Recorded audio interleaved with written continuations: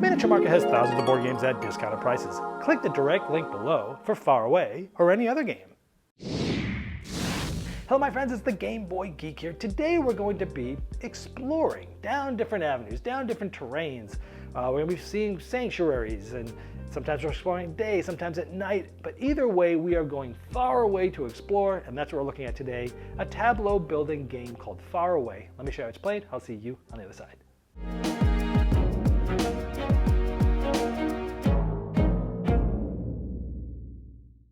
Faraway is a tableau building game that lasts 8 rounds. You're going to be playing cards into your tableau. You're also going to be possibly getting sanctuaries that will give you some goods, some resources, and some ways of scoring.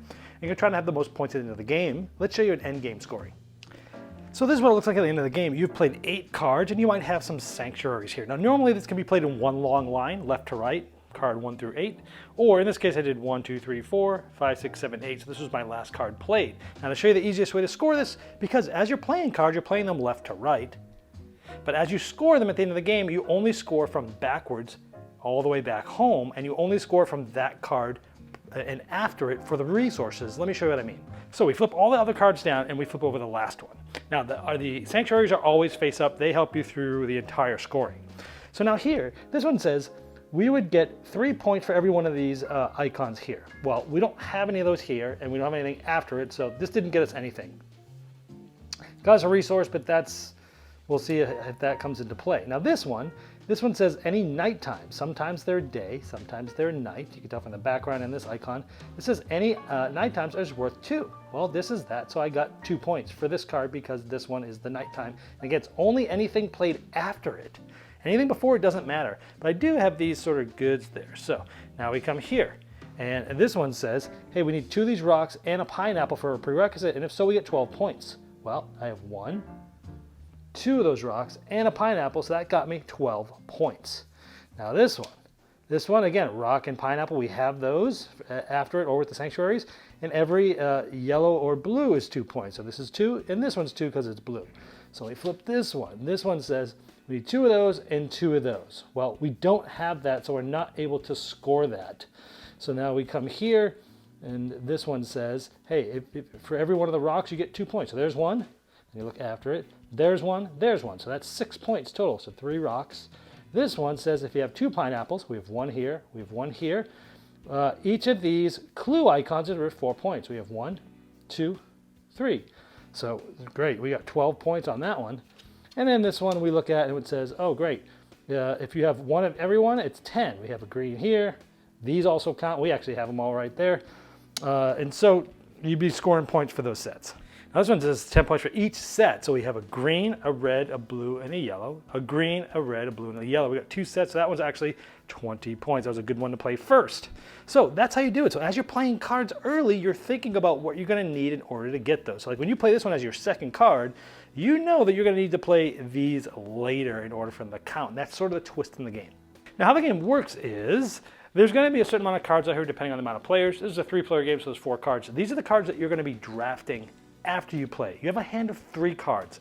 Everyone's going to place a card face down. Once everyone's done, you flip it face up and you put it in your line. This was my first card that I showed you before. Then, based on the number that you played, you'll have drafting order for one of these cards. For example, if no one played a card lower than 18, I'd have the first choice. Lowest number goes first because those tend to be the lesser powerful ones. So now I could choose any one of these cards, and let's say, you know what, I'll choose this one. Now these don't replace. The other players will select these, this gets discarded, and 4 new cards will come out. Now let's say for my next card I did this. Anytime you play a card and it's higher in the exploration value than the card just previous to it, you get a sanctuary card. Now I showed you these cards do all sorts of things. They have sometimes just goods and things you can get. Sometimes there's scoring on these. Now, how this works is when you put a number that's higher, you get 1. And for every other clue token that you see on any of the cards, you get to draw another one. So in this case, I get 1 because the card's bigger, and I get another one. But you only keep 1 of those. So the more clues that you get, the more choices you get for your goals, and that's interesting too. So you go, oh, these 2, I'll take this one. The other one goes to the bottom of the deck. And again, these help you the whole time. That's pretty much it. You do this 8 times, you score the way I showed, whoever's the most points at the end is the winner. Okay, the best thing this game has going for it is sort of the twist of the final scoring. where you're playing cards in order 1 through 8 kind of in your tableau. But when you get to the end, you're basically scoring them in reverse. Last card first, then next one, and you can only use things that were played on cards after it. Best part of the game. It's the twist, it's the hook that got me interested in this game, and it is by far the best thing about this game. Now, I also like that when you're playing cards, you're thinking of a lot of things. It's a simple game, but there's a lot to think about, like ascending cards. Hey, if I play this card, the number's higher than my last one, I'm gonna get a sanctuary. And if I have other clue tokens, I'm gonna get more choices with the sanctuaries. I like that. Am I gonna play a day or a night card? Sometimes that matters with scoring. Which terrain type am I gonna play? Color, basically. Well, that matters with a lot of cards. Playing a card for the drafting of the replacement card. You know what? I want to play this 30, but I could play this 3 and guarantee myself the first pick probably, most likely, because there's a card out there I really need, right? Sometimes you're kind of trading off. So there's a lot of trade-offs, a lot of tough choices as to what you're playing down and again, with those little levers that I just mentioned, there's a lot of them. So overall, I enjoyed the game. This game has been very popular on Board Game Geek, and I went to a convention late last year, a small convention. I didn't play it then, but everybody was playing it. It was being played often, and I was asking people what they thought about it, and they're all like, oh, it's very good. It's really, like everyone was really hyping up this game, and on Board Game Geek, it's flying up. I think it's in the 600s right now. You know, anything lower than 1,000 is like amazing. And it's really flying up the charts right now, so I was like, okay, I can't wait to play this one. And don't get me wrong, I enjoyed it. I had a good time.